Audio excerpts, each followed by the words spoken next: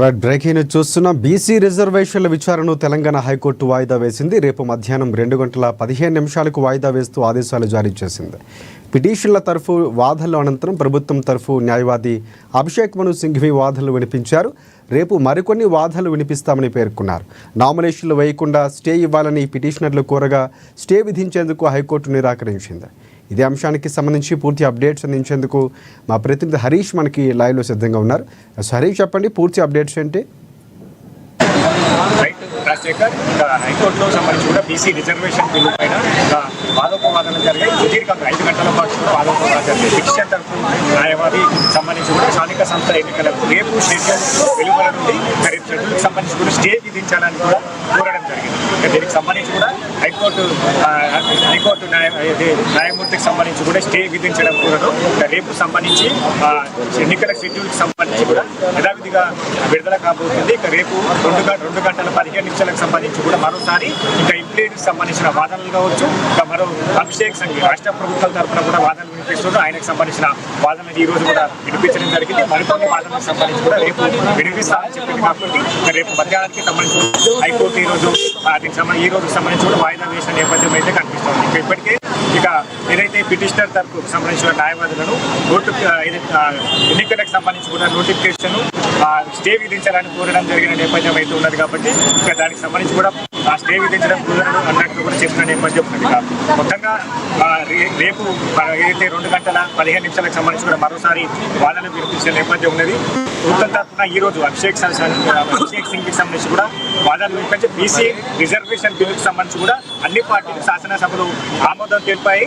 ఇక పార్టీలకు సంబంధించి కూడా రాజకీయాలకు అతీతంగా కూడా ఈ రిజర్వేషన్ బిల్లుకు మద్దతు లభించింది. ఇక జీవో 9 స్టే ఇవ్వాలని కోరడం కూడా సరైనది కాదు. సమగ్ర కులగణన తర్వాత ప్రతిష్టాత్మకంగా ప్రభుత్వం చేసిన సర్వే తర్వాతనే ఈ రిజర్వేషన్ బిల్లును తీసుకొచ్చారు. ఇక దీనికి సంబంధించి కూడా బీసీ కమిషన్ ఇచ్చిన రిపోర్ట్ ఆధారంగా కూడా రిజర్వేషన్ బిల్లు జరిగింది. ఇక పూర్తి స్థాయిలో రిజర్వేషన్ కి సంబంధించి కూడా ఏదైతే అన్ని అంశాలను కూడా ప్రస్తావిస్తూ ఈరోజు వాదనలు వినిపించిన నేపథ్యం అయితే కనిపిస్తుంది. ప్రధానంగా పలు వాదనలు కూడా వినిపించారు. ఏదైతే 2018కి సంబంధించి కూడా పంచాయతీరాజ్ చట్టంలో పాస్ అయిన సమయంలో ఆ చట్టానికి సంబంధించి కూడా కసరత్తును కూడా వివరించారు. 2019లో ఈడబ్ల్యూఎస్ 10% రిజర్వేషన్లకు సంబంధించి కూడా దేశవ్యాప్తంగా అమల్లోకి వచ్చాయి. ఈ అంశాన్ని కూడా ప్రస్తావించిన నేపథ్యం. ఇంకా ఎంపిల్ డేటా అంటే గరిష్ట పరిమితి అంటూ ఏమీ ఉండదన్నట్టు కూడా స్పష్టం చేయడం. ఇంకా గవర్నర్కి సంబంధించి కూడా ఈ బిల్లు పంపి 6 నెలలు గడిచాయి. గవర్నర్ వద్ద బిల్లులు పెండింగ్ పడుతూ వస్తున్నాయి. గవర్నర్ వద్ద బిల్లు పెండింగ్ పడుతుంది, దాన్ని తిప్పి పంపడం లేదు. అంటే గవర్నర్ వద్ద 3 నెలలు బిల్లు పెండింగ్ ఉంటే రాష్ట్ర ప్రభుత్వానికి సంబంధించి కూడా ప్రత్యేకంగా బిల్లులు తీసుకొచ్చి రైట్స్ ఉంటుందన్నట్టు కూడా ఆయన ఈరోజు వాదనలు వినిపించారు.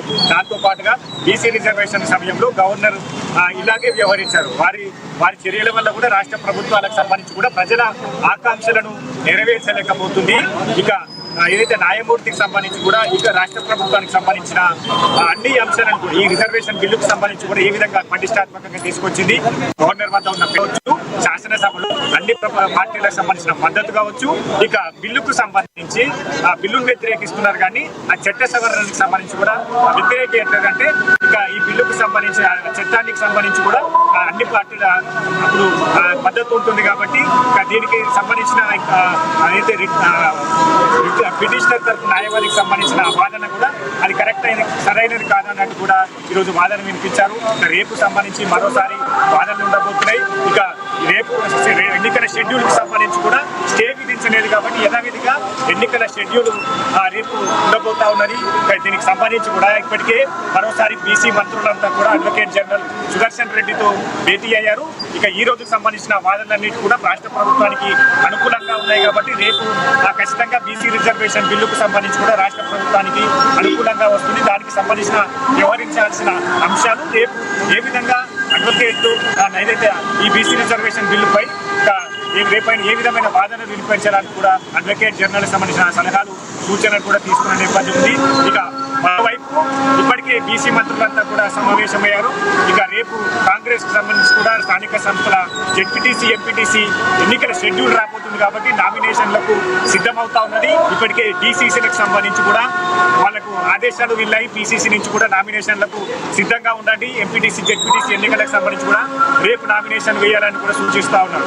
ఇక మరోవైపు ఇక్కడ ఈసీ కూడా న్యాయ నిపుణులతో సలహాలు తీసుకుంటుంది.